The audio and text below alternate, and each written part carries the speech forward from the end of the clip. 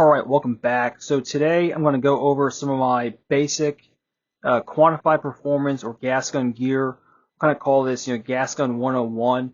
This is stuff that I've used recently. I actually just shot a match today with this exact same equipment. And I also think it's good for, a new shooter or guy looking to get into it to see kind of what's the baseline equipment that I need. Nothing crazy, no new calibers, no Arca rail. Those are all great things, but we're talking about, hey, I saw this kind of competition and I want to get into it at the base level. So first thing, of course, you need a rifle. I'm shooting this gun. It's in 5.56, free float rail.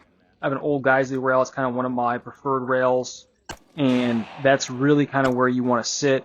Free float handguard. You want probably a 2-minute gun, if not better. Everyone wants a minute gun, but in reality, most of your targetry is going to be about 3 or 4 minutes in most matches. I have a bipod on mine. That's pretty important because you're going to see some stages go kind of from a barricade position down to a prone position. So you are going to want a bipod. I have the Harris bipod, and this has the Ridgeline setup on it, which means that the buttons that deploy the feet are, instead of being in front, they're on the inside so that they don't get depressed by accident when you're pushing forward. I have this loop tied so I can pull that paracord and deploy it. It has this lever here so it can be loose or it can be locked in position. And then lastly, I have the LaRue quick detach lever so I can pull this thing off pretty easily. So to me, this is kind of like the ultimate Harris bipod iteration. There's Atlas, there's all kinds of other really great bipods, but right now for me, I'm still liking the Harris. On top, this is going to be probably one of the most important things in the rifle is the optic you have. So to me, I think you got to have first focal plane and you got to have mils. My preferred optic right now is going to be that ATACR 1-8. It really has kind of one of the best reticles that I've seen so far. I really like the very clear graduations. I like the Christmas tree, and I also like that it has some dots above the center dot for hold unders. So if you want to dial, you can do that and go kind of all the way through your match, but keep most of your targets in that center portion of the glass, which is where your glass is clearest, optimized, all that good stuff. You see behind my turret, I got a Trijicon RMR. I don't think you need a backup red dot or red dot to help you kind of spot. It's definitely not a must-to-have, but to me, it's useful.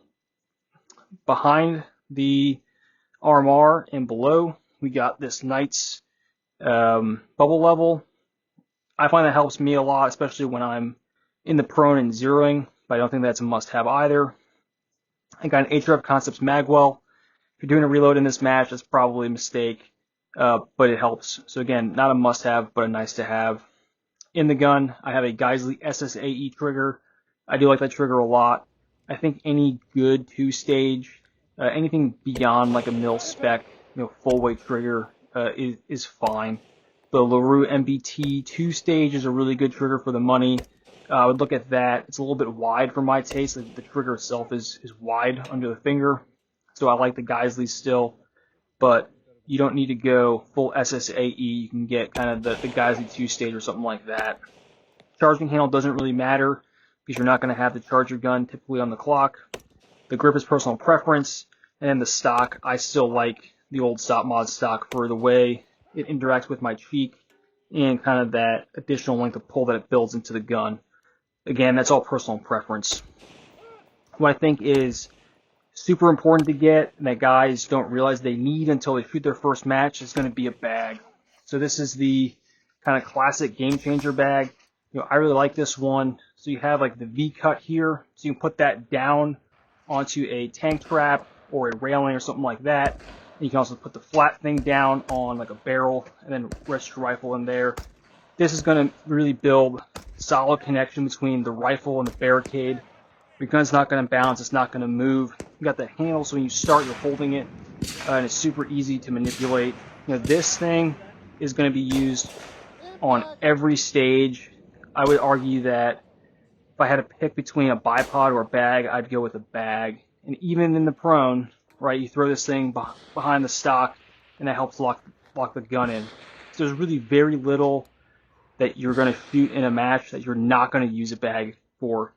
They have lighter fill, they have more tightly stuffed bags, they have looser bags, they have all kinds of different shapes and sizes.